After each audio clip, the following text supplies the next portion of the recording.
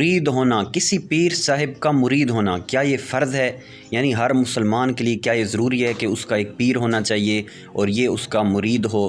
کسی پیر کے ہاتھ پر بیعت کرنا، کیا اس بارے میں شریعت کے اندر حکم ہے کہ لازماً ایسا کیا جائے؟ تو پیر صاحب سے بیعت کی شرعی حیثیت کیا ہے، اس بارے میں ہم فتویٰ ریڈ کرنے والے ہیں۔ فتویٰ کو اینڈ تک ضرور ملاحظہ کیجیے گا، انشاءاللہ آپ کو فائدہ ہوگا۔ سوال: میں ایک صحیح العقیدہ سنی اسلامی بھائی ہوں، حضور صلی اللہ علیہ وآلہ وسلم، صحابہ کرام اور اہل بیت رضوان اللہ علیہم اجمعین کو مانتا ہوں، کیا اس کے باوجود مجھ پر کسی پیر صاحب کی بیعت کرنا فرض ہے؟ جواب: سوال کا جواب جاننے سے قبل تمہیداً یعنی نفع کے طور پہ یہ بات سمجھ لیجئے کہ مرشد کی دو قسمیں، ایک ہے مرشد عام اور دوسرا ہے مرشد خاص۔ مرشد عام سے مراد کلام اللہ یعنی اللہ پاک کا کلام، کلام رسول صلی اللہ علیہ وآلہ وسلم، کلام ائمہ شریعت و طریقت اور کلام علماء اہل ظاہر و باطن ہے۔ اور مرشد خاص سے مراد یعنی خاص مرشد سے مراد صاحب سلسلہ بزرگ جن کے ہاتھ پر لوگ بیعت کرتے ہیں۔ تو مرشد کی یہ دو قسمیں ہیں۔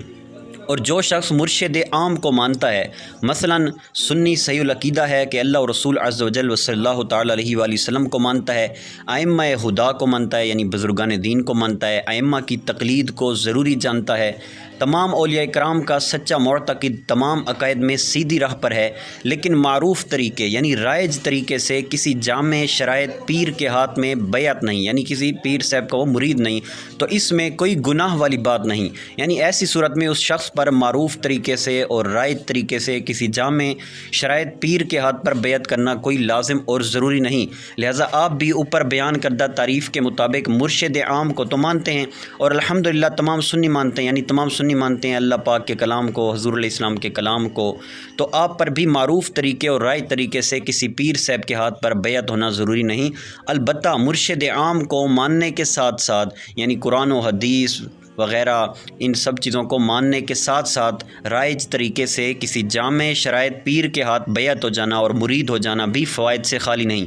مثلا اولیاء اللہ کے سلسلے سے نسبت اور ان سے فیض کے حاصل ہونے کا سلسلہ جاری ہو جاتا ہے، جس کی وجہ سے عموماً لوگ شریعت کے پابند ہو جاتے ہیں اور دینی کاموں میں ان کی دلچسپی بڑھ جاتی ہے۔ اسی طرح جامع شرائط پیر کا مرید ہونے سے قبر و حشر، حساب و کتاب کے معاملات میں بھی آسانی پیدا ہونے کی قوی امید ہے۔ یہی وجہ ہے کہ بڑے بڑے اولیاء نے بھی بیعت کی، حتیٰ کہ صحابہ کرام نے بھی نبی کریم صلی اللہ تعالیٰ علیہ وآلہ وسلم کے ہاتھ پر بیعت کی اور حضور پاک علیہ السلام کے مرید ہوئے۔ اس لیے انسان کو چاہیے کہ وہ معروف اور رائج طریقے سے بھی کسی جامع شرائط پیر سے بیعت کر لے۔ نوٹ: انسان جس سے مرید ہو رہا ہے اس پیر میں 4 شرائط کا پایا جانا ضروری ہے۔ نمبر 1، صحیح العقیدہ سنی ہو۔ نمبر 2، اپنی ضرورت کے مسائل جانتا ہو۔ نمبر 3، اس کا سلسلہ بے اتصال صحیح یعنی صحیح طریقے سے حضور نبی کریم علیہ السلام تک جا پہنچتا ہو۔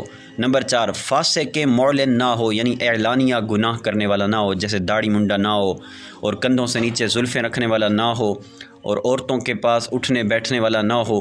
تو جس شخص میں بیان کی گئی 4 شرطیں پائی جائیں وہی حقیقت میں جامع شرائط پیر اور حضور علیہ الصلوۃ والسلام کا نائب ہے، اور جس میں مذکورہ شرائط میں سے ایک بھی کم ہو تو وہ پیر بننے کا اہل ہی نہیں ہے۔ اس کے ہاتھ پر بیعت کرنا اور اس سے مرید ہونا ناجائز و گناہ ہے۔ اگر ایسے شخص کی بیعت کر لی تو اس کو ختم کرنا لازم ہے۔ واللہ اعلم عز و جل و رسول عالم صلی اللہ تعالیٰ علیہ وآلہ وسلم۔